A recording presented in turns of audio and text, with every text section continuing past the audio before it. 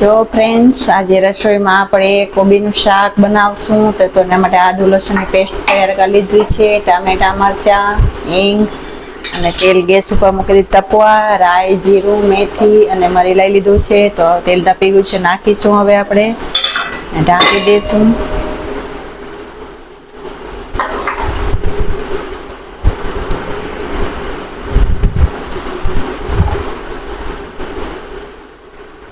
રાઈ જીરું કકડી જાય એટલે આપણે હિંગ અને મીઠો લીમડો નાખીશું.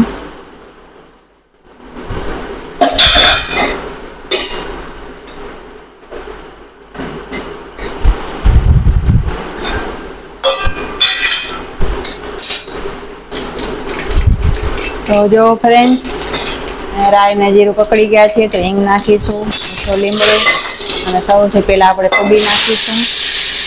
હવે તેને ઢાંકી દઈશું.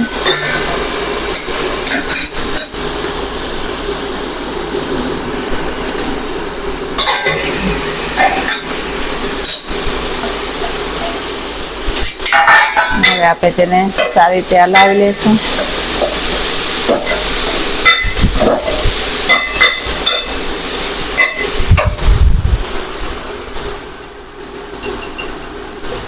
આપણે તેમાં જરૂર પ્રમાણે મીઠું નાખી દઈશું, જેથી કરીને કોબી જલ્દી ચડી જાય.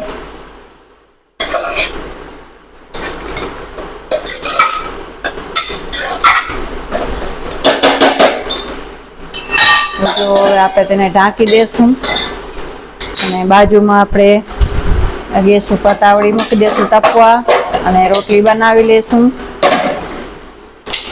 તો તેના માટે આપણે અહીંયા લોટ બાંધી લીધો છે, કોરો લોટ વણવા માટે લઈ લીધો છે.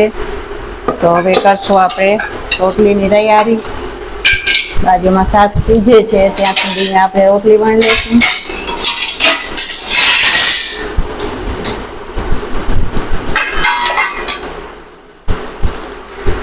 રોટલીમાં ચોપડવા માટે ઘી લઈ લઈશું.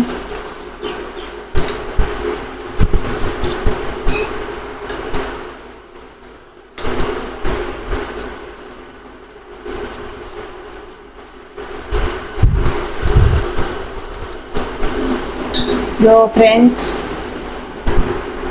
મેં ઉપરની કુર્તી સીવી છે મારા હાથે કટિંગ કરીને.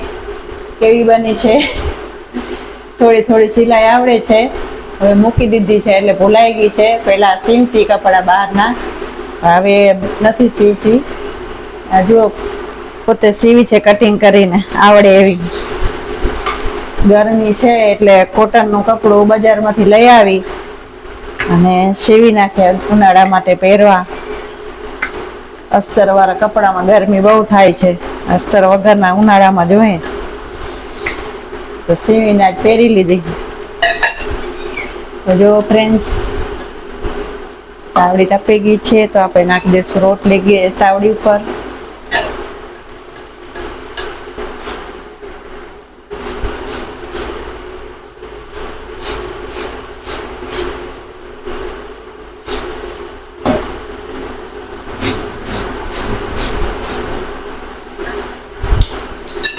તો જો ફ્રેન્ડ્સ, પહેલી રોટલી ગાય માતા માટે આપણી બની ગઈ છે.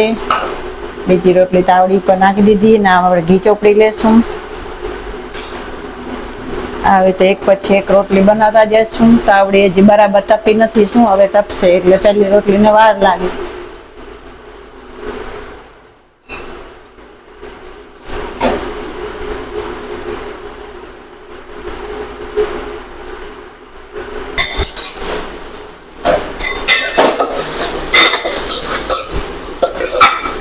તો જો ફ્રેન્ડ, કોબી સરસ રીતે સીજી ગઈ છે. તો હવે આપણે તેમાં ટામેટા મરચાં નાખી દઈશું.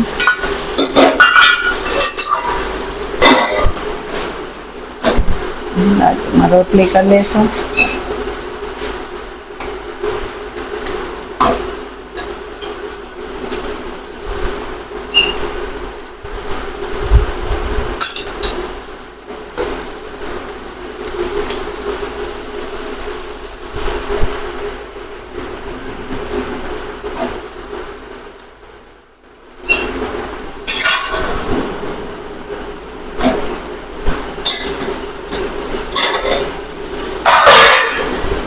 તો જો ફ્રેન્ડ્સ, અહીંયા ટમેટા પણ સરસ સીજી ગયા છે. તો હવે આપણે આદુ લસણની પેસ્ટ છે એ આપણે નાખી દઈશું.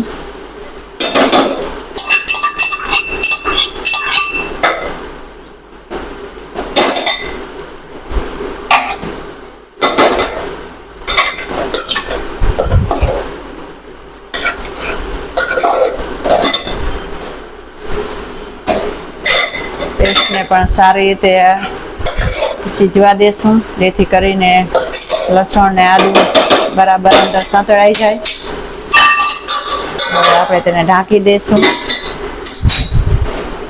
અને બાજુમાં રોટલી કરી લેશું.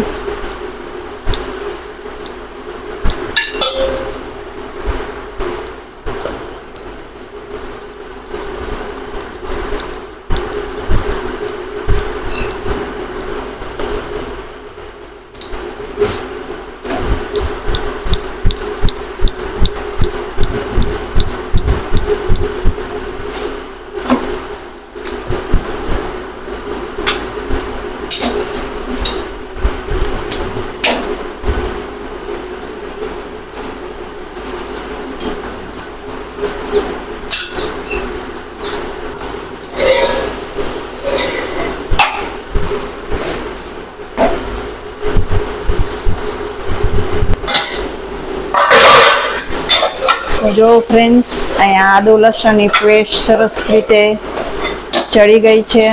હવે આપણે તેમાં મસાલા નાખી દઈશું.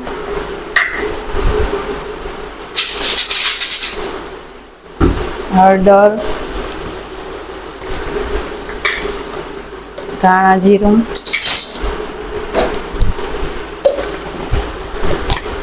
લાલ મરચું પાવડર. આપણે તેને સારી રીતે મિક્સ કરી લઈશું.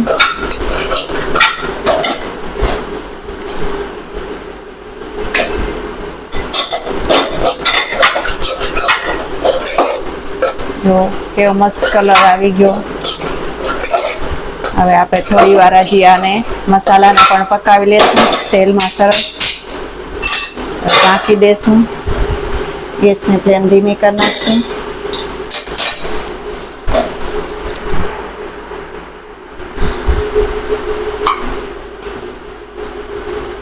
સરસ મજાનું શાક સીજીને તૈયાર થઈ ગયું છે. હવે આપણે તેમાં કોથમરી નાખી દઈશું.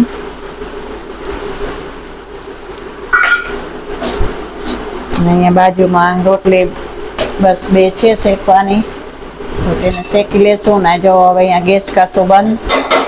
શાક બનીને તૈયાર થઈ ગયું છે. તો ફ્રેન્ડ્સ, આશા કરું છું કે તમને અમારો વિડીયો પસંદ આવ્યો હશે. ચેનલમાં નવા હો તો લાઈક અને સબસ્ક્રાઈબ કરવાનું ભૂલતા નહીં. જય શ્રી કૃષ્ણ બધાને.